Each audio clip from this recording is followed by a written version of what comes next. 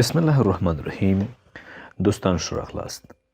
په نن درس کې موږ او تاسې راځو هوم ریبن ته. په هوم ریبن کې موږ او تاسې د کلپ بورډ برخه وایو یا د کلپ بورډ ګروپ وایو. مطلب دا برخه موږ او تاسې ویل غواړو. په دې برخه کې مختلف څیزونه دي. مخکې د موږ تاسې ځان په دې پوه کوو چې په تیر درس کې موږ ویلي مایکروسافټ ورډ چې دی دا د لیکلو یو پروګرام دی. یعنې دلته موږ تاسې لیکل کولی شو. البته د لیکلو څخه مطلب دا نه دی چې موږ تاسې صرف لیکل کوو، بلکې د مثال په ډول مجله ډیزاین کوو، اخبار ډیزاین کوو، کتاب ډیزاین کوو. داسې مختلف څیزونه چې زموږ او ستاسې په عام ژوند کې اهمیت لري او دې نه موږ استفاده کوو، دا په مایکروسافټ ورډ کې موږ او تاسې زده کوو او وایو یې. لومړی موږ او تاسې په مایکروسافټ ورډ کې لیکل کوو. دلته زه لیکم افغانستان. موږ په ورډ کې یو فرمول استفاده کوو د رند په نوم باندې. که رند زه ولیکم، قوس شروع کړم، قوس باندې انټر یې کړم، تاسو وګورئ 5 پاراګراف یې څنګه کړل، انزرټ کړه. دا یو پاراګراف، د 2 3 4 5 1 2 3 4 5 پاراګراف څه ته ویل کیږي. کله چې موږ تاسو په انګلیسي کې لیکل شروع کو او نقطه کیدو او بیا انټر وهو بل لیکل شروع کو، دا هر یو بیل بیل پاراګراف څنګه کیږي، فرض کیږي. صحیح ده؟ ښه، که زه دلته کنټرول زاید کړم، د قوس په منځ کې زه ولیکم یو ولیکم او انټر کړم. دلته ما قوس شروع یو انټر، یو مې ولیکه، قوس مې بند که، مونږ ته صرف یو پاراګراف څنګه که انزرټ که. دلته موږ او تاسې کټ کاپي فارمیټ په انټر به انشاءالله د فنډ سره یو ځای وایو او پیسټ لرو. کټ څه ته ویل کیږي؟ د مثال په ډول دا لیکل ما انتخاب کړه، بیا زه راځم په دې کټ باندې کلیک کوم. کنټرول ایکس د دې شارټ کټ دی. که زه په کټ باندې کلیک وکړم، زما د لیکل کټ شول. په بله ساحه کې زه ایښودلی شم، هغې ځای نه کټ شول. دلته زه ایښودل غواړم، دلته خپل پوینټر درومه، بیا راځم ورته وایم پیسټ. دا پیسټ کیږي، بیا یې پیسټ کوم، بیا هم څنګه کیږي، پیسټ کیږي. که زه دلته لیکل وکړم کمپیوټر او دا کمپیوټر انتخاب کړم داسې، او بیا راشم کاپي باندې کلیک وکړم، دا کاپي شوه. د کټ او د کاپي په منځ کې موږ فرق وپېژنده.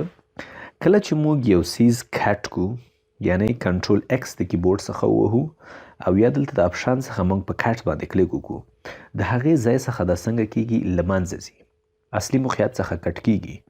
او بل ځای کې موږ چې بیا ږدو پیسټ څخه استفاده کوو یا د کنټرول وی اپشن څخه استفاده کوو. بله مهمه خبره کاپي ده. کاپي څه کوي؟ د هماغه ځای څخه یوه کاپي صرف را اخلي، یعنی اصلي کومه لیکنه چې د هغه پاتې کیږي، بلکې یوه کاپي را اخلي. او بل ځای کې موږ او تاسې بیا د پیسټ په واسطه باندې څنګه کولی شو، ایښودلی شو. دلته موږ کلپ بورډ لرو. ګورئ کلپ بورډ خو موږ او تاسې په مایکروسافټ ورډ کې داسې تشریح کوو، یا نارمل په وینډوز کې هم موږ زده کوونکو ته دا وایو. کلپ بورډ د وینډوز یا په ورډ کې چې موږ او تاسې دلته وایو، هغه برخه ده چې کله موږ او تاسې یو څیز کاپي کو او یا یې کټ کو، هغه کوم ځای ته ځي، کلپ بورډ ته ځي، چې آینده وخت کې موږ او تاسې په هر ځای کې دا څنګه کولی شو، ایښودلی شو. په کمپیوټر کې یا په وینډوز کې هم موږ او تاسې کلپ بورډ لرو، چې د وینډوز بټن جمع وي په واسطه کله چې موږ دا ونیسو، موږ ته څنګه کوي، کلپ بورډ ښکاره کوي. دا زموږ او ستاسې کلپ بورډ دی، د وینډوز کلپ بورډ دی.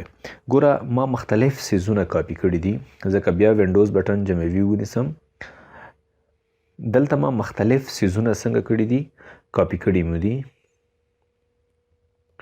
مختلف څیزونه ما کاپي کړي دي. د مثال په ډول دا کمپیوټر ما مخکې کاپي که، دلته هم راغلی دی. افغانستان مې کټ که، هغه هم دلته څنګه شوی راغلی. د هغې څخه مخکې ما ځینې سکرین شاټونه او تصویرونه هم اخیستي وو، هغه هم دلته څنګه دي، موجود دي.